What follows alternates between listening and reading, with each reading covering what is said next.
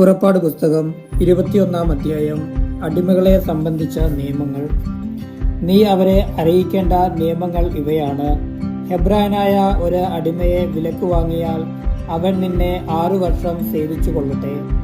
7-ാം വർഷം നീ അവനെ സൗജന്യമായി സ്വതന്ത്രനാക്കണം.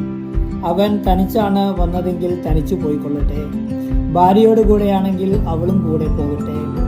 യജമാനൻ അവന് ഭാര്യയെ നൽകുകയും അവന് അവളിൽ പുത്രന്മാരോ പുത്രിമാരോ ജനിക്കുകയും ചെയ്താൽ അവളും കുട്ടികളും യജമാനന്റെ വകയായിരിക്കും. ആകയാൽ അവൻ തനിയെ പോകണം.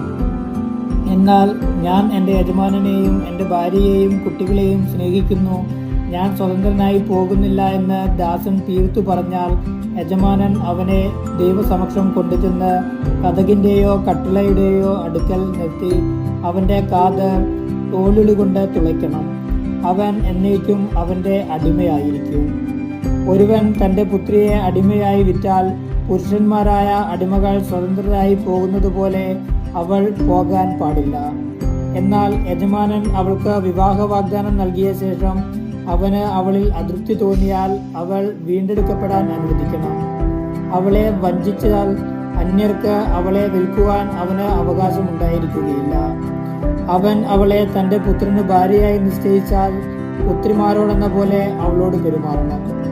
അവൻ മറ്റൊരുവളെ ഭാര്യയായി സ്വീകരിക്കുന്നുവെങ്കിൽ ഇവൾക്കുള്ള ഭക്ഷണം, വസ്ത്രം, വൈവാഹിക അവകാശം എന്നിവയിൽ കുറവ് വരുത്തരുത്. ഇവ 3 അവൻ അവൾക്ക് നൽകുന്നില്ലെങ്കിൽ വിലയെടുക്കാത്ത അവൾക്ക് സ്വതന്ത്രയായി പോകാം. ദേഹോദ്രവത്തിന് ശിക്ഷ. മനുഷ്യനെ അടിച്ചു കൊല്ലുന്നവൻ വധിക്കപ്പെടണം. എന്നാൽ കരുതിക്കൂട്ടിയല്ലാതെ അവൻ്റെ കൈയാൽ അങ്ങനെ സംഭവിക്കുവാൻ ദൈവം ഇടവരുത്തിയാൽ അവന് ഓടിയൊളിക്കുവാൻ ഞാനൊരു സ്ഥലം നിശ്ചയിക്കും.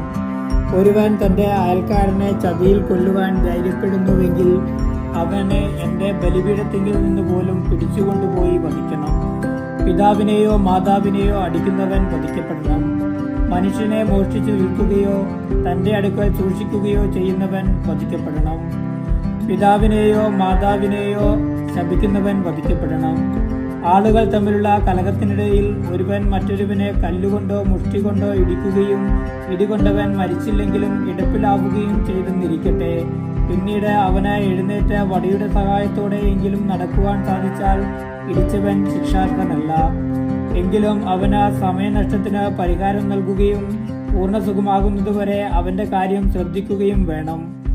ഒരുവൻ തന്റെ ദാസനെയോ ദാസിയെയോ വടികൊണ്ടടിക്കുകയും അടികൊണ്ടയാൾ അവന്റെ അടുക്കൽ തന്നെ വീണു മരിക്കുകയും ചെയ്താൽ അവൻ ശിക്ഷിക്കപ്പെടണം. എന്നാൽ അടികൊണ്ട ആൾ 1-2 ദിവസം കൂടി ജീവിക്കുന്നുവെങ്കിൽ അടിച്ചവൻ ശിക്ഷിക്കപ്പെടരുത്. കാരണം അടിമ അവന്റെ സ്വത്താണ്. ആളുകൾ കലഹിക്കുന്നതിനിടയിൽ ഒരു ഗർഭിണിക്ക് ദേഹോദ്രവമേൽക്കുകയാൽ ഗർഭചിത്രത്തിനിടയാവുകയും എന്നാൽ മറ്റപകടങ്ങളൊന്നും സംഭവിക്കാതിരിക്കുകയും ചെയ്യുന്ന പക്ഷം അവളുടെ ഭർത്താവ് ആവശ്യപ്പെടുകയും ന്യായാധിപന്മാർ നിശ്ചയിക്കുകയും ചെയ്യുന്ന തുക അവളെ ഉപദ്രവിച്ച ആൾ പിഴയായി നൽകണം. എന്നാൽ മറ്റെന്തെങ്കിലും അപകടം സംഭവിക്കുന്നുവെങ്കിൽ ജീവന് പകരം ജീവൻ കൊടുക്കണം. കണ്ണിനു പകരം കണ്ണ്, പല്ലിനു പകരം പല്ല്, കൈക്ക് പകരം കൈ, കാലിനു പകരം കാല്, പൊള്ളലിനു പകരം പൊള്ളൽ, മുറിവിനു പകരം മുറിവ്, പ്രഹരത്തിനു പകരം പ്രഹരം. ഒരുവൻ തന്റെ ദാസന്റെയോ ദാസിയുടെയോ കണ്ണ് അടിച്ചു പൊട്ടിച്ചാൽ അതിനു പകരം ആ അടിമയ്ക്ക് സ്വാതന്ത്ര്യം നൽകണം. ഒരുവൻ തന്റെ ദാസന്റെയോ ദാസിയുടെയോ പല്ല് അടിച്ചു പറിച്ചാൽ അതിനു പകരം ആ അടിമയ്ക്ക് സ്വാതന്ത്ര്യം നൽകണം. ഉടമസ്ഥന്റെ ഉത്തരവാദിത്വം. ഒരു കാള ഒരു പുരുഷനെയോ സ്ത്രീയെയോ കുത്തിക്കൊലപ്പെടുത്തിയാൽ അതിനെ കല്ലെറിഞ്ഞു കൊല്ലണം. ആരും അതിന്റെ മാംസം ഭക്ഷിക്കരുത്. കാളയുടെ ഉടമസ്ഥൻ നിരപരാധിയായിരിക്കും. എന്നാൽ കാള പതിവായി ആളുകളെ കുത്തിമുറിവേൽപ്പിക്കുകയും അതിന്റെ ഉടമസ്ഥനെ വിവരം അറിയിച്ചിട്ടും അവൻ അതിനെ കെട്ടിയിടായികയാൽ അത് ആരെയെങ്കിലും കുത്തിക്കൊല്ലുകയും ചെയ്താൽ അതിനെ കല്ലെറിഞ്ഞു കൊല്ലണം. അതിന്റെ ഉടമസ്ഥനും വധിക്കപ്പെടണം. മോചനദ്രവ്യം നിശ്ചയിക്കപ്പെട്ടാൽ നിശ്ചയിച്ച തുക കൊടുത്ത് അവന് ജീവൻ വീണ്ടെടുക്കാം. കാള ഒരു ബാലനെയോ ബാലികയെയോ കുത്തിമുറിവേൽപ്പിച്ചാലും ഇതേ നിയമം ബാധകമാണ്. ദാസനെയോ ദാസിയെയോ കുത്തിമുറിവേൽപ്പിക്കുന്നുവെങ്കിൽ അവരുടെ യജമാനന് കാളയുടെ ഉടമസ്ഥൻ 30 ഷെക്കൽ വെള്ളി കൊടുക്കണം. കാളയെ കല്ലെറിഞ്ഞു കൊല്ലുകയും വേണം.